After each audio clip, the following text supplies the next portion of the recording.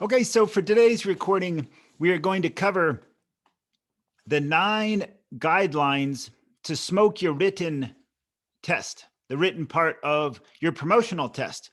So I'm going to cover this part of the promotion playbook to help you on the day of your test and some guidelines to consider. Also, they can be part of your preparation strategy. So I'm excited to share this with you because if you're successful at the written test, it's going to get your ticket. It's going to give you access to continue to prove yourself with the assessment center.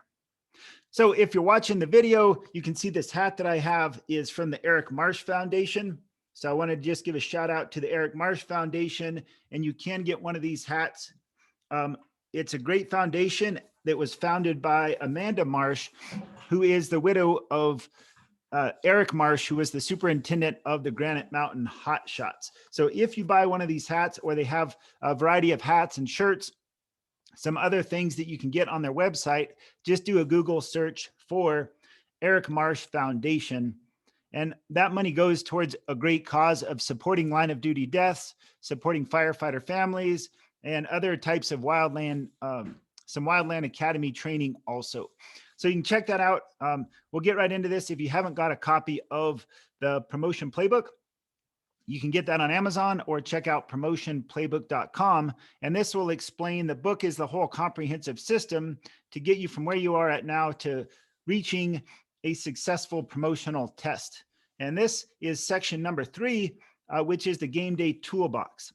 In the game day toolbox, there's 4 categories. There is study skills, speaking skills, writing skills, and then application skills. So this video is focusing on one of the other tools that's designed to enhance your study skills so that you can be successful with attaining the knowledge and then also getting through any type of written test that you might be expected to take.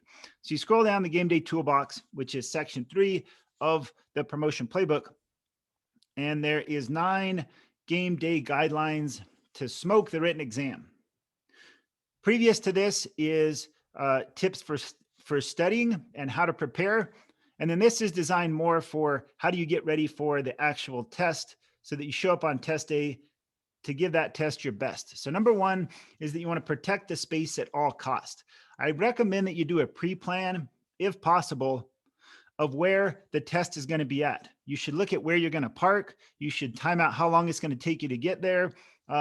You should see what the noise is like while you're taking the test, see what the lighting's like, and get as many details as possible so you don't just show up and then find out you parked at the wrong location and you show up late to the test and don't get to take it. So number 1 is protect the space at all costs and make sure that you're fully ready to arrive on the day of your test. Do a pre-plan. Also, make sure that the day before you have things taken care of so that you're not going to get a flat tire on the way to the test, or you're not going to get caught up in a traffic accident or anything like that. You really have to make sure that you're ready, because you don't want to have something show up before the test. Because on a lot of these tests, if you don't show up on time, they'll close the doors and you'll miss that chance. So make sure that you protect the space at all costs and do a pre-plan. Number 2 is get enough sleep a week before the test. So I've mentioned before that I've done a number of, so I guess real quick, my credentials for written test is that I do have 3 different college degrees. Working as a paramedic along with all the fire department certs, is I've done a lot of written tests. I don't claim to be the best at written test, but I have learned that these things tremendously help me and have helped other people that I've gone with. So I've gone through a lot of written tests to help qualify me for this. And then this one is get enough sleep the week before the test. What really helped me to understand this part of getting enough sleep a week before is that I've done a full Ironman race. I've done a couple ultra marathons and these long events. And I've learned that if you're going to do an event, I'm wearing this shirt from the 11 Summits event, which was it was a charity event. I'll show you the shirt real quick. But this was 11 different mountains in 48 hours. So during this event, we only got, hardly any sleep. And I've learned, you've probably learned too from doing shift work, is that the body can go a couple of days without sleep, and it's typically not that big of a deal if you've been able to bank it up well in advance. So for me, if I go a week and I only sleep a couple hours every night for a whole week, I end up exhausted. But if I lead up to maybe an event when I know I'm not going to sleep for a couple of days, I'll catch up on sleep 3 days up to 7 days before and bank up that sleep. And then it's going to carry over on those days when I can't get any. It's the same thing with your written test. So don't plan a real busy schedule the week before your test.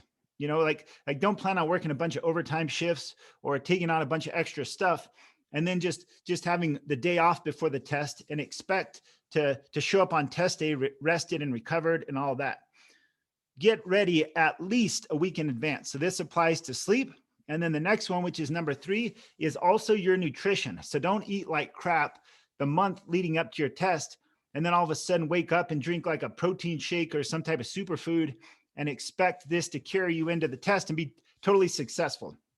So get enough sleep, plan it out at least a week in advance, ideally 30 to 90 days before, and then optimize your nutrition, whatever is going to work best for you. There's a lot of different thoughts on what nutrition looks like, what optimum nutrition looks like. But for you, just know your body, avoid a lot of the processed stuff. I don't recommend a lot of sugar, caffeine, junk food, leading up at least to the week of the test. That being said, also don't make any radical changes right before the test, because that could throw you off also. If normally you're drinking a giant latte or some type of smoothie from Starbucks, and you decide to get healthy the day before the test, it's probably going to throw you off and not be that great. Also, alcohol, probably not drink the week or the day before the test. So optimize nutrition. Number 4 is show up dressed to win. So I strongly recommend that you get used to dressing as formal as possible for the test. So your department's going to kind of have a standard and a uniform that you have for formal occasions, whether it's a full-on Class A or some modified version of that. Is show up for the written test looking professional and looking like the best candidate for the job. That being said, I also recommend that you study and get used to wearing this formal outfit, because for a lot of firefighters, they just want to wear a t-shirt all the time. It's comfortable. It's what we do. The t-shirt serves a lot of purposes. That being said, even though on a lot of tests, they say it doesn't really matter, it is from the day that you apply for the promotion or put in your letter of interest, you are being evaluated every step of the process, whether it's in writing or not. So t-shirts are great. I mean, it's good to be comfortable for the written test. At the same time, it's good to show up professional. Don't show up like scruffy and looking sloppy for the test, because whether it's formal or not, people are going to evaluate that. So show up dressed to win and get used to looking professional when you show up to take that test. Number 5 is just a basic suggestion. Again, this is a very general rule, but when in doubt, go with your first choice. So if there's a number of studies that have said that if you go back and change an answer without definitive information as to justify that, then if you just kind of guess and you change your guess, typically the first guess is going to be the best. So there's probably going to be a few questions that you're not 100% certain on. And when in doubt, stick with the first choice. Number 6 is manage your time well. So make sure that as you're going through the test, one strategy that works is if you're not sure of a question, just put a mark next to it and continue on. You don't want to run out of time during the test. So it's really important to understand how much time you have, and also to get as many questions completed in that time frame. Ideally, you finish the entire test, but it does happen sometimes that people get stuck and they take so long on the first part of the test that they run out of time without even addressing questions. So if you're going through the test and you're not sure of something, make a mark next to it and then get as many right as you can, and you can go back to those ones that you're not sure of. If you don't want to mark up the test, just have something on the side where you can mark and go back and review it. So manage your time well. Number 7 goes back to the initial one, is pre-plan the testing location. Details matter, so pay attention to the lighting, the temperature, the air quality, the seat locations, any type of sounds, whatever it is that might be distracting for you in that place. If possible, it's best to study in that place because you can get used to being in that environment and kind of notice anything that may come up for you. If it's cold in there and you don't bring a coat, or if it's too warm and you dress in several layers, you don't want to be, you want to be as comfortable as possible when taking that test, and you want to look your best. So number 8 is use your 5 senses. So it can be helpful to, they say that, that if you're able to engage your 5 senses, then it can help to activate different parts of your brain so that you can retain this information for the written test. So the 5 senses: sight, sound, smell, touch, and taste. So as you're studying, maybe there's a certain cologne that you wear, or there's a certain smell that you're used to smelling as you're studying. Use that same smell on test day. Smell is the sense that goes directly to our brain. And so a lot of times it anchors, we get information that gets anchored towards our sense of smell. So it might be a good idea to wear the same type of cologne, or if you're a female, wear perfume, and do that while you're studying and have that same smell when it's time to pull that information back up. Some other ideas is you could use some essential oils and maybe put some on your wrist, or maybe a piece of gum or something so that you can activate that smell just by smelling. So as you're studying, you have that smell. And then on test day, something that's going to bring that smell back for you, it may help to link that information, and it may help you to remember something that wouldn't make sense before. Also sight. So if you're able to study at the test location, you could look around the room and see different clues that could help you to remember the information. So for example, maybe you look up at a clock that you know is in the room, and with that clock, you can memorize the 12 steps of, 12 steps of something, or 12 different things that you have to memorize, and somehow use that so you can look around the room and it can cue things for you. So smell's a big one. Sound can also be helpful if there's any type of sounds in that test room, such as traffic or a clicking, a clock that's ticking, maybe an HVAC unit blowing air. Somehow you might be able to use that.